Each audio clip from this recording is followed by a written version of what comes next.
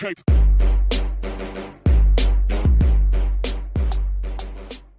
Welcome, Wargamers. Today we are continuing our series with the Age of Sigmar Star Collecting boxes. We are almost done. We have just this and Iron Jaws left. And today we're going to be taking a look at the Greenskinz Star Collecting box. Alright, the Greenskinz Star Collecting box comes with 1 Warboss kit, 1 Boar Chariot, 5 Boar Boys, and 10 Oryx. As always, I'm going to start off with kind of bird's eye view initial thoughts of the box. First of all, this is a fantastic value. There's a lot of models in here, which make it really, really cool. It's important to note that the Warboss kit is actually 2 Warbosses. Something that's not, I don't think, terribly well advertised on the box literally itself is that when you buy this, you get 1 on a boar and 1 on foot. So you actually get double the value. You get 2 War Scrolls worth. So keep that in mind. Also, if you remember back to the Tzeentch one where I said this box really fits the theme of the army, right? It gives you a good flavor for it. So does this one. This is a phenomenal box in the sense that what are Oryx but a bunch of dudes who are turned into blenders by a core group of heroes, usually a war boss. And that's exactly what this is. You get a lot of models that are kind of okay on their own, but when you start adding those war bosses in, things get out of hand really, really quickly, and it's a lot of fun. This is actually a set that I bought for myself just because I wanted to play around with it when I played new players. It's a lot of fun. So let's dig into the units themselves. So you start off with the basic Orc. I always like to start with the basic troop because that's where the synergies are typically built off of. Orcs have quite a few weapon options where you can do, first of all, bows, if you want to do bows and a little like stabby knife. They're not the best at shooting by any means whatsoever. But you get a few weapon options as far as like having a shield in one hand or, shield in one weapon or double weapons. You also get a few banner options, musician, things like that. If you take the drummer, which is their kind of equivalent of musician, you get +2 to your charge rolls. Really a must-have. Really, really cool. For a melee-centric army, +2 to your charges is dynamite. Next, you get the banners, and there's 2 options. And I think I'm kind of split. I don't really think too much about which one is better because one of them gives you +2 bravery, but only if you're in combat. And the other one is when someone runs away from battle shock, you roll a die on a 6-up. They basically get corralled back in and they don't die. So it's like a 6-up save versus battle shock versus +2 bravery in combat only. So just pick one. I mean, mathematically, they're not terribly different. It depends on if you're getting shot a lot, then probably the 6-up save because you're not in combat yet is probably better. But that's basically it. Something that doesn't apply in this particular box, but will later on, is that if you have 20 orcs in a unit, you get +1 to attack. So, but basically, like this, every dude that goes, instead of making 1 attack, remind you, it has a rend of 1, which is one of the few basic infantry units that does, and they're super cheap for it. Now you're getting 2 of those attacks per dude. So it gets up there. It gets pretty nuts. My suggestion, just because this is such a melee-centric army and you want to get in there and do as much damage as possible, really to me the 2 options are bows, if you really want the ranged thing, or the double choppa because you get reroll ones to hit and so many attacks with rend. I just think it's the better option. Just forego the shields, in my opinion. But you know, if you're going to be good at something, be great at it, right? And they're great at melee attacks and swarming your enemy. So choose that one. Next up is the Boar Boys, which they're okay. They're not bad. They have the same shield options, the same drummer. Their banner is they get +2 bravery if they're in combat. But they don't have any kind of bonuses based on the unit size. So keep that in mind if you buy multiples of this box. There's no reason to have 10 of them in a unit. You might as well just have 2 separate ones. Keep that in mind. The only thing that's really unique about them is the fact that if they charge, their boars that they're riding have their own attack.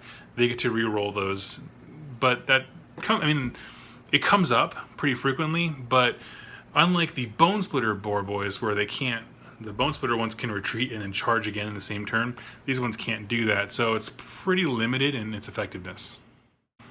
Last up is the Boar Chariot, which is, I think, a really cool looking unit. They get the same bonuses for charging as the Boar Boys do. Like they get the Boar attacks themselves get to reroll charge.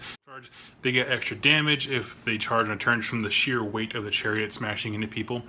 And this is something I went over in the Beastman video where I talked about multiple chariots, where the orcs don't have a large monster. right? They have like the Idol of Gorp, that's a Forge Lord thing that's no longer in production. But these guys don't have a large centerpiece model. But taking 3 chariots in one unit is, what, 18 wounds of beef that has to be dealt with. Because if you don't deal with it, it's going to wreck your stuff. So it does pose the same question as a monster does without actually being one. And I think that's really an asset to this army, where you can have a bunch of little dudes and then have these massive anchor pieces. You know, if you had 2 units of 3 chariots each, they have to be dealt with. They cannot be ignored. Because if you ignore the chariots with that much attacks and weight and board presence, bad things will happen to you. So keep that in mind, that by himself, he's not the greatest asset. If you were to buy 1 or 2 boxes more of these and put those into a single unit, things get real mean real quick. Now we come to the War Boss himself. Now the War Boss has a ton of weapon options, which is really, really cool. You can really customize him, and that's one of the best things about Orcs, is customizing the War Boss to be exactly what you want it to be. So because you get to build 2 of them, and there are only basically 1 variation of weapons each, how do you build them? Well, of course you get one that's on a boar and one that's on foot. Whoever is your general, whichever one, their command ability is pretty great, which is all Orcs. Keep that in mind, it's going to be important here at the end.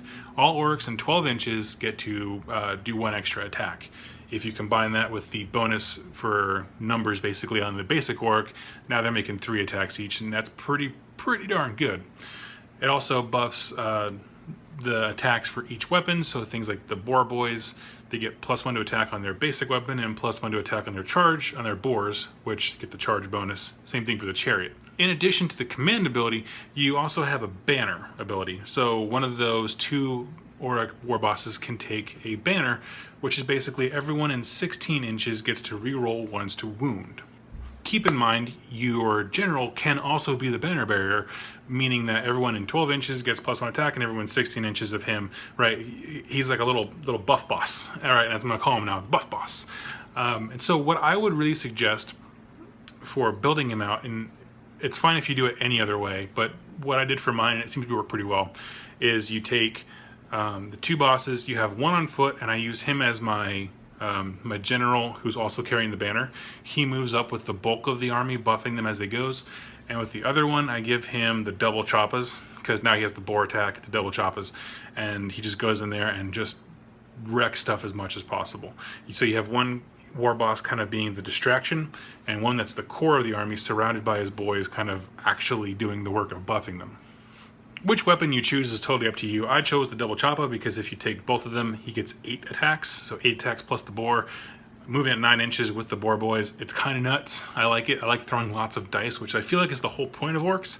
But other good options are he has a double-handed like mega axe, which has a high rend on it. And so in a destruction as a whole does not have a massive proliferation of rend. So if you're gonna worry about shoring up weaknesses, it's probably not the worst option to go with that one too. All right, so moving on to how to kind of build from here. If you are interested in sticking with Greenskinz or just kind of Orcs in general, there's no reason not to buy 2 or 3 of these boxes. You're going to want more boys, you're going to want more chariots, you're going to want more boar boys, you're going to want different variations for War Boss things. So just buy a bunch of them. They're really great. It's a phenomenal dollar value on these models. What I would say is, what makes this set really cool is it's a perfect bridge between Bone Splitters and Iron Jaws. Even if you look at their stats, right? Iron Jaws have a 4-up save on the Ard Boys. These guys have a 5-up save on their basic Auric, and the Bone Splitters have a 6-up save. Right? It's really a perfect progression. These guys are great because they come with rend on their weapons, which the Bone Splitters do not. They kind of sit in this great in-between place. Keep in mind, War Boss's command ability affects Orcs. So even if you mix up your army with things from those other 2 factions, they will still get a bonus as long as your Greenskinz War Boss is your general doing the command ability. If you're looking to move into a wider destruction thing, say you wanted to go back to the old days of Orcs and Goblins, certainly I would say keep these Orcs very melee focused because they're better at it with their rend, and leave the bows and things like that to the Goblins who can do the sheer weight of attacks and things like that. If this is as far as you want to go with Greenskinz, the only thing that I would recommend is at least get your Orcs to a unit of 20 and at least buy 1 more Chariot so that thing is at least more, it's sort of effective and survivable rather than just kind of being a dud. So to sum it up, this is a really awesome set. They have not given a battle tome to just the Greenskinz subfaction yet, which is a shame. However, they sit at this perfect place of bridging the gap between the Bone Splitters and the Iron Jaws. And because of that, all three of those things work really well in harmony together, as long as the Greenskinz act as your kind of core army. So you get a lot of versatility with the box. You can double it, triple it, stick with Greenskinz and do really, really well. You can explore other destruction armies. Again, versatility is the key word here, simply because of the amount of options that you have within the box itself with your war boss. So keep that in mind. Thank you guys so much for watching. I hope this video was entertaining and helpful for you. Click subscribe down below to get more awesome content. I look forward to seeing you soon, and happy wargaming.